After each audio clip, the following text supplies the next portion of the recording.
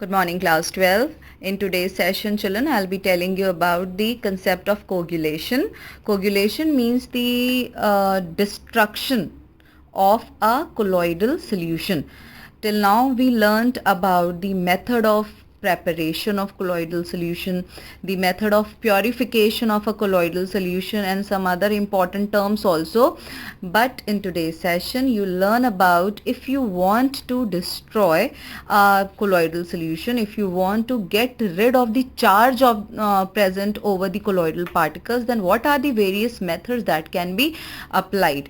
So children, till now you know that the stability of the sol or the colloidal solution is based on the charge present on the colloidal particles. Because of the presence of the charge, what happens, the colloidal particles repel each other, and because of this vigorous repulsion, the colloidal particles do not settle at the bottom, because if they'll settle down, obviously they will get converted into suspension. And when we want the colloidal particle to remain stable, we somehow try to introduce the charge over it, and that charge, because of the similar charge over the colloidal particles, the particles have a tendency to repel each other. And I hope you know what is that method known as. The method of introducing the charge over a precipitate to convert it into a colloidal solution. What do? We shake it with a suitable electrolyte, and the name of the method is peptization, a very important method. So let us see what is the definition of coagulation first. It is defined as the precipitation of colloids by removal of the charge associated with the colloidal particles. You can see here, first of all, the first or the basic method is to remove the charge. The moment you remove the charge from the colloidal particles, it will become neutral. So obviously it will get aggregated or coagulated. So in case of lyophobic sol, what do? We simply remove the charge to coagulate it. And in case of lyophilic colloid, what do? We remove the charge and also the layer of the medium. Why? Because lyophilic means it has a strong affinity for the medium. It has a strong affinity towards the dispersion medium. So when in case of lyophilic colloid, apart from the presence of the charge, there is a protective layer also formed by the dispersion medium across or over the colloidal particles. So there are two things that are needed to be done. The charge has to be removed, and also the medium, the layer of the medium, in order to coagulate it.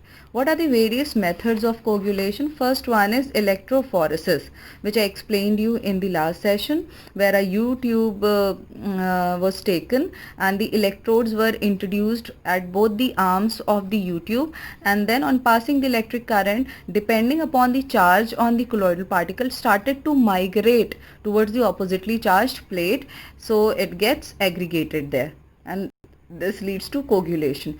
Coagulation can be affected by, or it can be brought about with the help of boiling or freezing. So boiling or freezing also leads to coagulation of the colloidal solution. It disturbs the charge present over the colloidal solution. And then by adding salt, a salt means coagulation of a solution may be done by adding another colloidal solution containing particles which carry charge opposite to the charge of its particles. Suppose, if you remember, I told you the examples of few charged salts in which this ferric hydroxide salt is a positive salt and arsenic sulfide salt is a negative salt. And these two, when you mix the solution of these two salts, what will happen? Neutralization will happen, and as a result coagulation will occur. So this is also a very simple, when you mix two oppositely charged colloidal solution, it will lead to neutralization and hence coagulation. Now by adding an electrolyte, obviously what will happen, again the opposite charge of the electrolyte will get absorbed on the surface of the colloidal particle, and hence it will neutralize it. So lyophobic particles are easily coagulated by addition of an electrolyte. The colloidal particles absorb the ions of opposite charge to the present on the surface surface of the particle.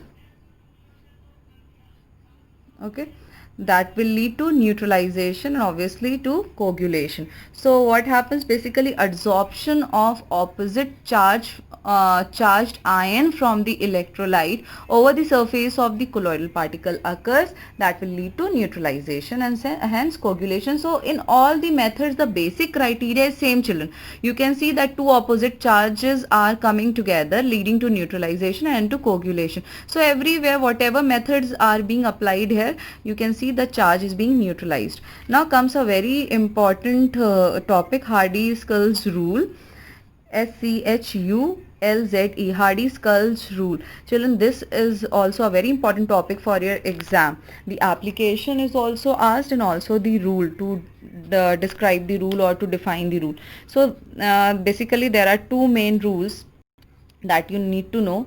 The ions of the electrolyte that are effective in causing the coagulation are the ones that carry charge which is opposite to the charge held by the colloidal particles. So we have been discussing the same thing in these methods of coagulation, where we saw that the electrolyte that you are adding, the effective ion from that electrolyte is that which carries the charge opposite to the charge present on the colloidal particle, and these ions are referred as flocculating ions or coagulating ions. So coagulation is also known as flocculation.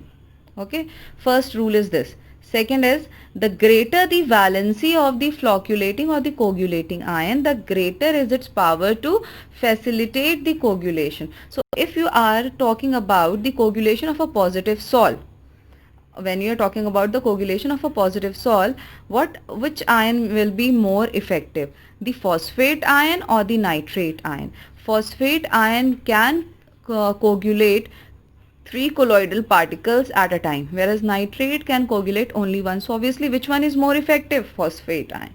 Similarly, if you have to coagulate a negative sol, if there are 3 positive ions, then the most effective will be aluminium ion, because it has 3 positive charge over it and rest are having lesser than that present on aluminium. So children, more is the valency or more is the charge over the coagulating ion, more effective will be the coagulation. So this is what Hardy-Skulls rule says, and it is very simple to understand. Now coming to another important term, coagulation value or precipitation value or flocculation value.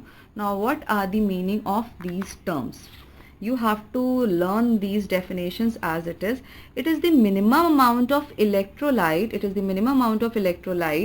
in millimoles that must be added to 1 liter of the colloidal salt to bring about the complete coagulation or precipitation. So basically children, what you need to remember here, it is the term minimum and the electrolyte. You need to know that this term has to come, the minimum amount of the electrolyte in millimoles that should be added to 1 liter of the colloidal solution to bring about its complete coagulation. Are you getting it? So this gives you the exact value of precipitation value or flocculation value or the coagulation value. So coagulation is also known as precipitation or flocculation, and opposite to it is peptization. So children, please do remember this definition as it is. Smaller the flocculation value of an electrolyte, greater is its precipitating power. If the amount of this electrolyte which is needed is less, that means it is more effective, that means its coagulating power is more. That is why even a small amount of it when added to a colloidal solution is capable of coagulating it. So if the value of flocculation value is small, then obviously the precipitating power is high. Now coming to gold number. What is gold number? Gold number of a protective colloid. Now please pay attention to each and every term. Gold number of a protective colloid is the minimum weight of it in milligrams and protective colloid. Okay, now here we are talking about protection of colloid. protection of colloid from getting coagulated. Okay, protection of colloid from getting coagulated. So gold number of a protective colloid is the minimum weight. It is the minimum weight in milligram which must be added to 10 ml of a standard red gold salt. So gold salt is taken as a standard salt to find out the gold number. Okay, so this is added to 10 ml of a standard red gold salt so that no coagulation of the gold salt takes place when 1 ml of 10% sodium chloride solution is rapidly added to it. So there are many keywords that you need to remember here. First thing is gold salt is taken as a standard here. Okay, now suppose in a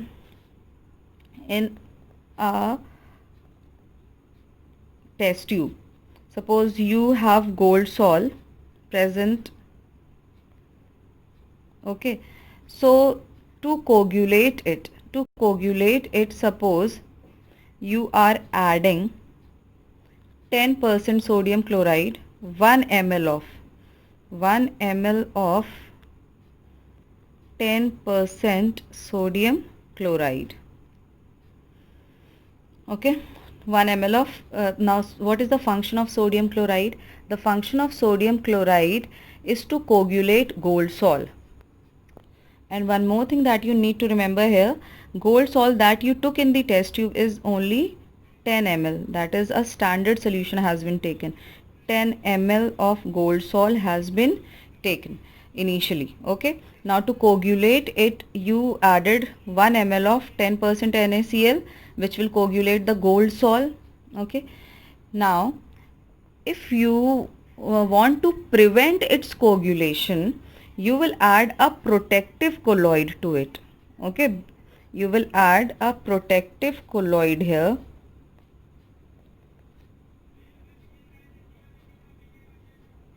Okay, you'll add a protective colloid. Now what is the meaning of gold number? Meaning of gold number is what is the minimum weight? What is the minimum weight in milligram which was needed, which was required to be added to this gold salt in order to prevent its coagulation from 1 ml of 10% NaCl will decide its gold number. I hope it is clear. See, gold salt is taken as a standard solution and 10 ml of standard solution has been taken. If you want to test that, if you are adding any protective colloid here, okay, and also this 1 ml of 10% NaCl which will be acting as a coagulating agent here. Now if you want to prevent the coagulation of gold salt by adding 1 ml of 10% NaCl, what you are doing, you are adding a protective colloid and you need to calculate that how much of this protective colloid is needed to prevent the coagulation of gold salt. Now in this case red gold salt is taken because when the coagulation occurs, the color from red to the color of gold salt changes from red to blue. So that is an indication, so it becomes easy to observe. So children, in this case, this amount of or in milligram of the protective colloid which is needed to prevent the coagulation of gold salt from 1 ml of 10% NaCl will tell about its gold number. And for this gold salt, gelatin is the best protective colloid. This was asked in your exams, in your board exams once. Okay, I don't remember the year, but this is the question from your board exam. So you can see here, gelatin has a very low gold number. That means a very small amount of gelatin when added to gold salt will prevent its coagulation against a coagulating agent. So that is why it has a very low gold number. Whereas if you are using starch as a protective colloid, it will be needed in very high amount. That is why it has a very high gold number. So smaller the gold number of a protective colloid, the greater is its protective action.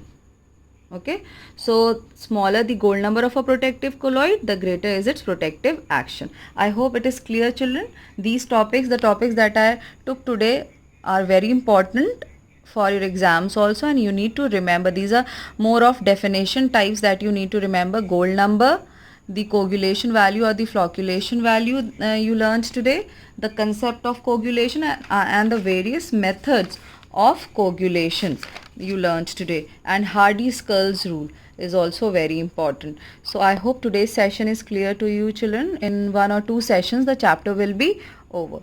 Thank you for watching the video. Take care.